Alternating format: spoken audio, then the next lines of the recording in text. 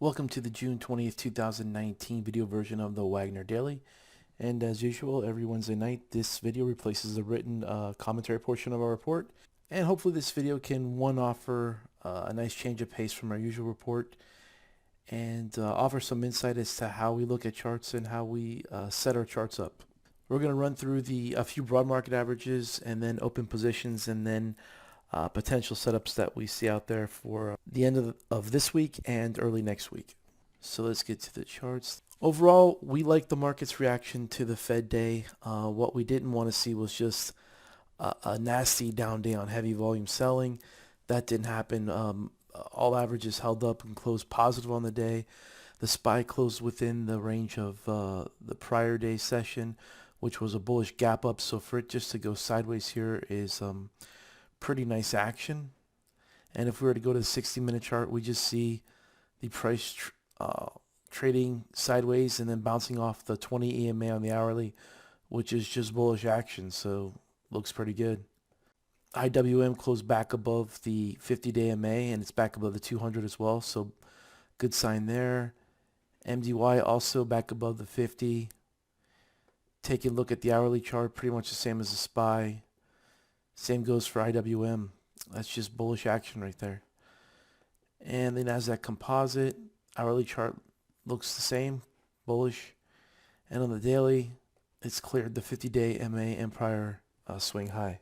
So the current rally is building momentum, and from our scans, it looks like the market wants to go higher. So ideally, we want to ramp up our exposure here over the next few weeks. Current open positions, MDB cleared the 2-day high on decent volume. Looking pretty good there. Held above the 10 or 9 MA here. INSP, which we added to, we now have a 10% position. It closed above the range here. Volume was not higher, but there was decent volume off the 20-day EMA on 617, so looks pretty good. CDNA continues to rally, cleared the prior highs. We'd love to add on a pullback. We're looking for an undercut of the 9-day MA here. It just touched and rallied higher, so we've yet to add to the position. Hopefully we can within the next week or two.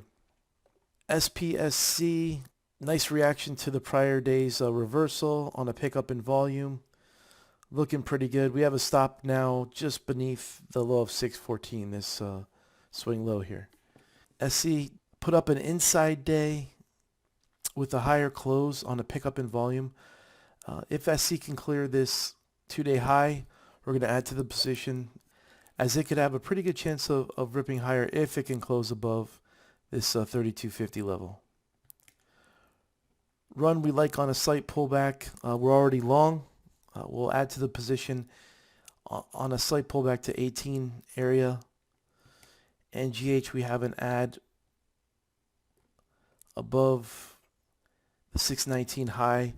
We entered just below 92 on Wednesday's open, so we're going to add to the position above 92 for a full 10%.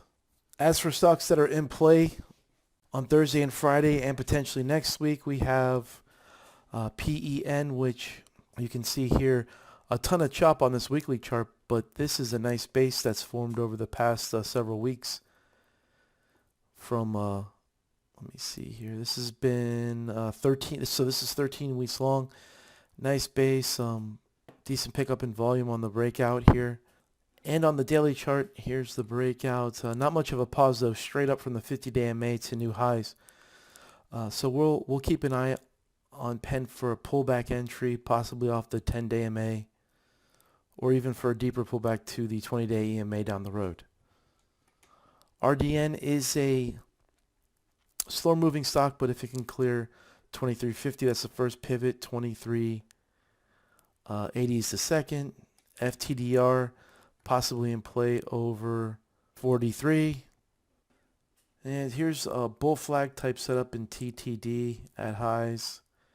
If we can clear this downtrend line on a pickup in volume, could be good for a quick 20-something% move. Here's the first leg up, so it was about 20 5.28%. If we were to add that to the low here, a conservative target would be around 290 to 300 if it can clear this trend line here. OMCL broke out 2 days ago.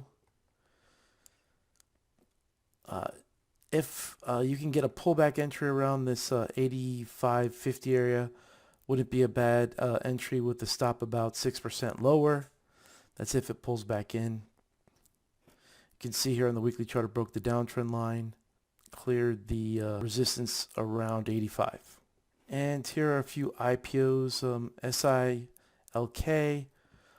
If it can clear the 2-day high, might be in play for aggressive short-term traders. The 2-day high is about 16% above this swing, this reversal bar low here. So it's something we're going to avoid in the newsletter. I think it's more of a quick go or no-go situation. It can be bought above the 2-day high with maybe a stop 5% below, maybe beneath the low of this inside day. So that's a really quick, fluid situation. So it's something we're probably going to avoid in the newsletter, but still something that can be purchased by aggressive traders. And ZM, pretty tight here. This is a recent IPO, as you can see. Big volume or a heavy volume gap up to new highs. It undercut the lows of the gap up day and has basically gone sideways since. If it can clear the 619 high, could be off to the races here. I'd put a stop beneath the 3-day low, about 7-8% away. You don't want to go down here. That's closer to 13-14% away, so a 7% stop should be fine. So now is the time to step on the gas with regard to long exposure. Setups are working, breakouts are working, they're holding up. Well, that's a wrap for tonight's video. My name is Rick Petticelli. Thank you for joining me tonight, and we'll see you next Wednesday night.